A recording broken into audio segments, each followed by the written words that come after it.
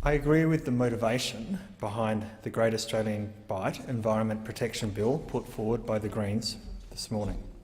The Great Australian Bight is a unique Australian asset and is worth fighting to protect. As we have heard earlier today in the debate, the Great Australian Bight provides an essential breeding ground for vulnerable species such as the southern right whale, an ideal habitat for the endangered sea lion, as I saw on a recent visit to Kangaroo Island. We now know that there are at least 1,200 species of plants and animals in the region, around 85% of which are probably endemic, making the Bight one of the most diverse ecosystems on the planet. Those are all important points, but economic reality alone makes petroleum activity in the Bight a clear loser for South Australia. The economic reality is that fishing and tourism industries provide critical, sustainable and long-term economic benefits to South Australia through thousands of jobs and billions of dollars each year. It is obvious that protecting the sustainability of those industries is in the best interests of South Australians and indeed for all Australians.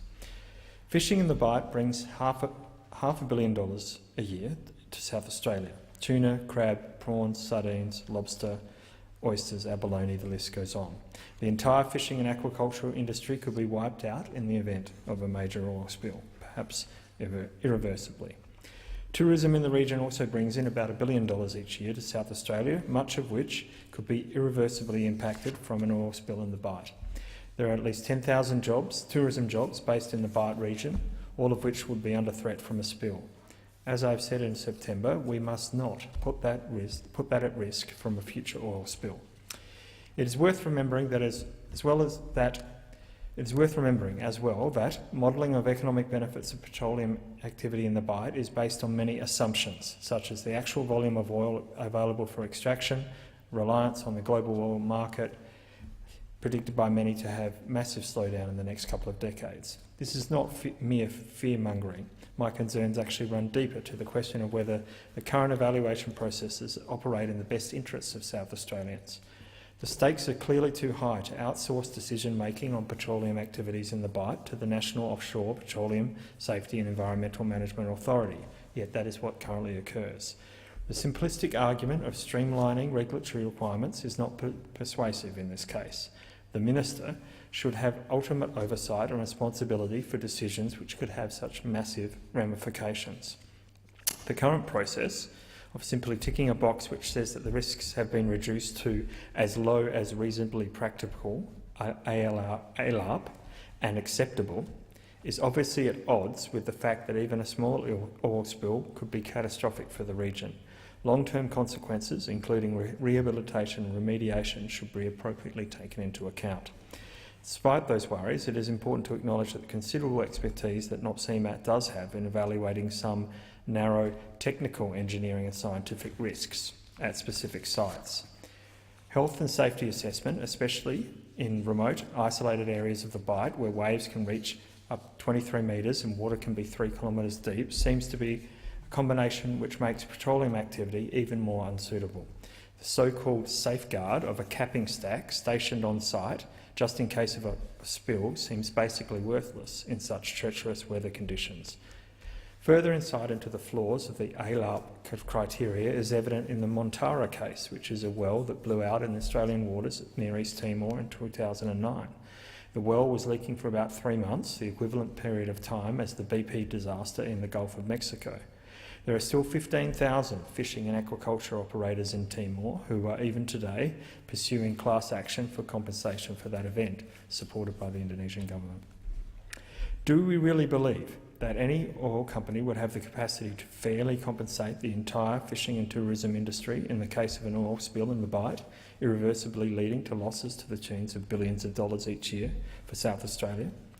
The Montara case reminds us that current criteria have clear problems of compliance and enforcement. In those respects, I agree with the motivation behind this bill, that broader criteria of social licence, economic sustainability and irreversible environmental damage are not sufficiently taken into account in the current site-specific evaluation process. I agree that something has to be done, that NOPSEMA alone provides insufficient assessment of what is at stake in petroleum activity in the Bight. But what? The government has apparently realised this fact as well, announcing plans to broaden the content of what NOPSEMA must take into account. That is a positive step forward. However, I have serious reservations about whether those proposed changes are able to go far enough. Even if more content is submitted during the NOPSEMA review process, there remains the fundamental problem that NOPSEMA is still taking into account the same criteria to assess those submissions. So the idea of simply broadening what is submitted in the NOPSEMA evaluation phase may end up being a red herring, designed to make us feel more confident in a system that is actually distracting us from the real problem that NOPSEMA is more of a facilitator than a regulator. The bill we debated today provides a clean option that removes complexity in that assessment processes and would not interact with other legislation by simply prohibiting any mining activity in the Bight. But we already know the outcome, but both the Coalition and ALP will oppose that bill. As the Environment and Communications Legislative Committee review made clear, most of us agree that the assessment process currently undertaken by NOPSEMA should be broadened, at least to some extent. So I suggest the Senate's time could be much better spent debating realistic options that we might all be able to agree on. On that score, this week I will propose a pragmatic bill that will return ultimate responsibility for petroleum activity in the Bight to the Minister, who would be forced to take into account more rigorous assessment criteria.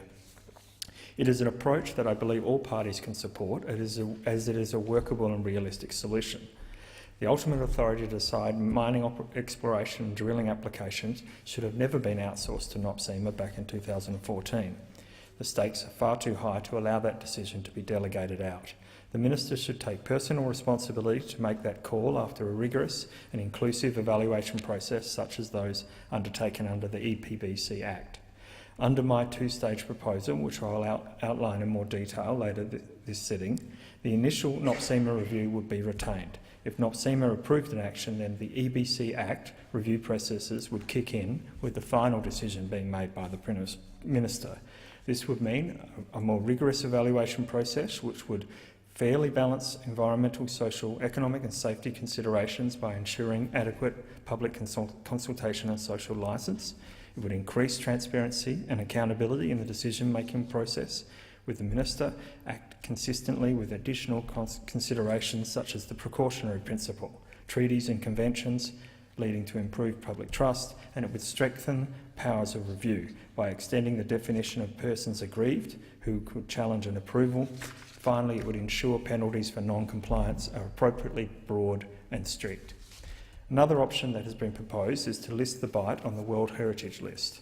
I would support such a proposal both in order to protect the Bight from risks of mining exploration and drilling, but also to lock in the status of the Bight as a major tourist destination. That support, of course, would be conditional on appropriate assurances that there would be no negative impacts on the South Australian fishing industry, which, as we know, provides critical jobs and economic growth for South Australia. I'm also wary that the World Heritage listing process would necessarily be lengthy, maybe taking 3 or 4 years, which seems too long to wait given the imminent threats to the Bight by interested companies such as Equinor and others. It seems prudent to move ahead with enhanced assessment processes such as those outlined in my private senator's bill, rather than just wait for World Heritage listing, which is by no means guaranteed and could risk an oil spill in the meantime. To conclude, I would support the Great Australian Bight Environment Protection Bill put forward this morning, but knowing that the Australian Greens bill will fail to meet with the support of the Senate, I hope instead that the Senate will support my bill when it comes up for debate this week. Thank you.